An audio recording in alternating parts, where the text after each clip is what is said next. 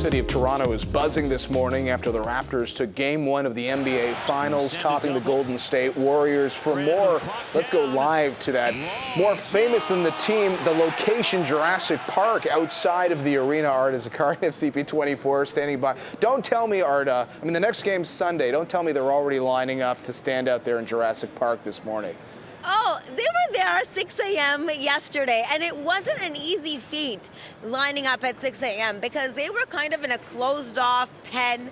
They had gates around them. They really couldn't go to the bathroom. Maybe they could once the whole time they were there. No food, so that really took dedication, but they knew, those fans knew that the team needed them to be there, and that's why they showed up. Not only because it's such an amazing time to be out here, but the support that the team knows it has in its fans, that's why. And now, Jurassic Park is famous in the NBA. People want to come here, take pictures here, say, oh, this is where it happens. This is where all the fans gather. Even Golden State fans, some of my friends who are living in California or are fans down there, they know about our fans and Jurassic Park, and it was wild yesterday. I was here, believe it or not, until 1:30 in the morning. That's the time that we stopped broadcasting at 1 o'clock. By the time we got out of here at 1:30.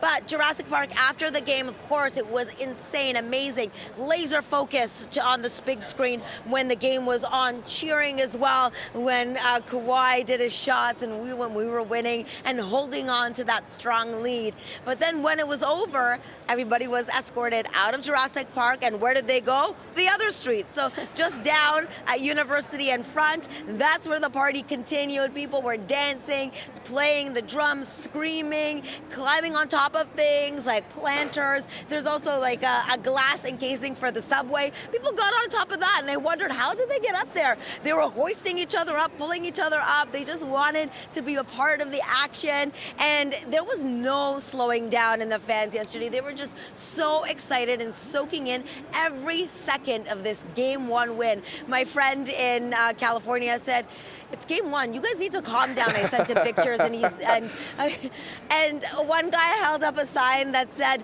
Kawhi it, the hate. So that's what we say back to him. There you go. Lots of excitement in the air, Arda. Thanks so much. The underdog label of this team, by the way, folks, has set up a unique marketing challenge for different brands tied to the Raptors. John Yorke is here for our Money and Marketing segment on this Friday morning. She's right. Like, there were fireworks. It's Game 1. There's fireworks going off. I don't know, when the Leafs win a playoff game in the first round, they take to Yonge Street and drive up and down and celebrate. So maybe it's well done, but it's well earned. It is it's an incredible challenge right now for the NBA and the Raptors. It's funny, the Americans' viewpoint of Canada and our rabid fan base about calm down also is creating a big challenge for the NBA, which is viewership is significantly down in the NBA, 14% in the playoffs this year. A lot of that is related to the fact that they don't get to count the homegrown viewerships of the Raptors games only in the U.S. That's what they sell the ABC rights on the money-wise. Milwaukee, small market, made it through. Golden State, still a small market, even though they've now, because of being there for 5 straight years, have built out this incredible superstar fan base. It's a bit of a challenge, and the big thing, obviously, no LeBron James or no superstar in the finals. That being said, they probably deep down inside are extremely happy that the Raptors are there when they look at the potential value, not only in Canada, being able to expand and becoming Canada's team.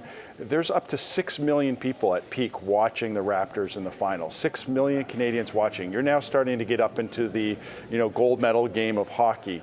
You're going to have more people watch the Raptors in the NBA Finals than will watch maybe 3 games total of the Stanley Cup Finals combined. So the value of this for Canada, and then from a global perspective, like the Raptors are a global team. Not only is it the first time you've had a national anthem other than the Americans played at the championship game, you actually have players from, and your head coach. You have, you have Ibaka, who's from Congo. You have Siakam, who's from Cameroon. You have Pau Gasol from Spain. So there's this global. You have Jeremy Lin from China. He's from America, but has a huge following in China. You're now looking at Canada becoming, or the Raptors becoming this global, incredible team, which is an incredible marketing opportunity for the NBA. This "We the North" slogan they use, looking back, how important was that, do you think, in creating an identity for the team? I think it's important in the value of really uniting the nation, right? And it's a brilliant. It's 5 years old, and it just gets stronger and stronger. And my favorite part about it is there's something, you know, even with Kawhi, right? We want to say, oh, keep him indoors so he doesn't know how cold it is in January. There's like this embarrassment by Canadians that, like, we try to tell Americans, it's really not that cold there. It's really not. You know, it's no different than Detroit and or Buffalo, and they'd be like, yeah, those are cold places.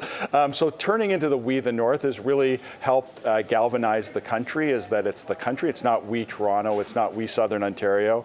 You know, people forget that Vancouver played a huge part in bringing NBA to Canada with the Grizzlies. And I know it didn't work, but, you know, like, there's a love for basketball there. The Raptors play in Halifax in their preseason.